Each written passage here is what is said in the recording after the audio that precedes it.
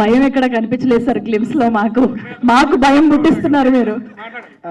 అయితే మాట్లాడగలుగుతాను. ఇప్పుడు కొంచెం భయం వేస్తుంది. సంక్రాంతి శుభాకాంక్షలు మీడియా మిత్రులందరికీ. నేను ఒక కామెడీ సినిమా చేశాను.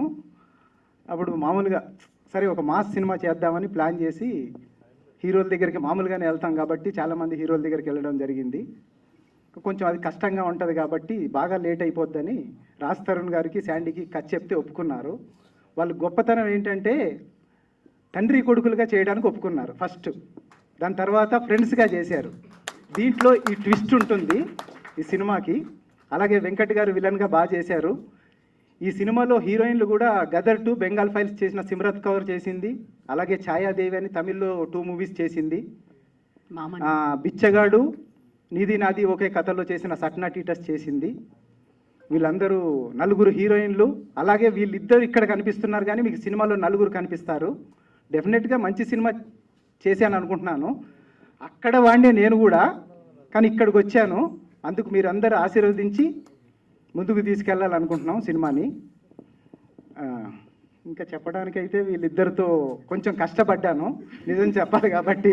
ఎందుకంటే ఇక్కడ అబద్ధం చెప్పలేను. ఇప్పుడు వీళ్ళు రప్పించడానికి, గెటప్ వేయడానికి, అంటే ఒకరు గడ్డం తీసేస్తే ఒకరు గడ్డం పెంచుకునేవారు, ఒకరు వాళ్ళు ఇష్టం వచ్చినట్టు చేశారు. ఇది ఎందుకంటే బాధేసి ఆనందంలో చెప్తున్నాను. అలాగే స్వాతి రెడ్డి గారు, రవి బాలా గారు బాగా సపోర్ట్ చేశారు నాకు. పెళ్ళే నేను నెలలో అలా ఎప్పుడైనా పిలిచారండి మిమ్మల్ని? అలాగే మణిశర్మ గారు మంచి మ్యూజిక్ ఇచ్చారు. అజయ్ విన్సెంట్ గారు డెఫినెట్గా చాలా సినిమాలు చేశారు. ఆయనతో చేయడం నేను చాలా హ్యాపీ. ప్రవీణ్ పూడి గారు మంచి ఎడిటింగ్ చేశారు. అలాగే మా వెంకట్ గారు, కమల్ గారు, దీంట్లో చేసిన రవిశంకర్ గారు, రాజా రవీంద్ర గారు చాలా బాగా చేశారు. కాబట్టి ఇంతకన్నా నేను ఎక్కువ మాట్లాడలేను. ఏమైనా తప్పులు ఉంటే క్షమించండి. మంచి సినిమా చేశాను అనుకుంటున్నాను.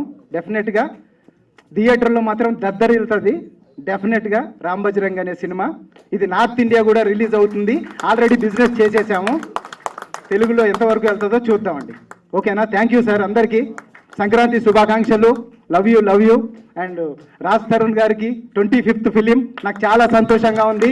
ఇలాగే మా సన్ రైజ్ బ్యానర్లో 50వ సినిమా కూడా నేనే చేస్తాను డెఫినెట్గా అని కోరుకుంటున్నాను. అలాగే నా శాండీ, రాజ్ తరుణ్ ఇద్దరు డేట్లు ఇచ్చారంటే తాత మనవడి కింద కూడా నేనే సినిమా తీయాలని కోరుకుంటున్నాను. Thank you.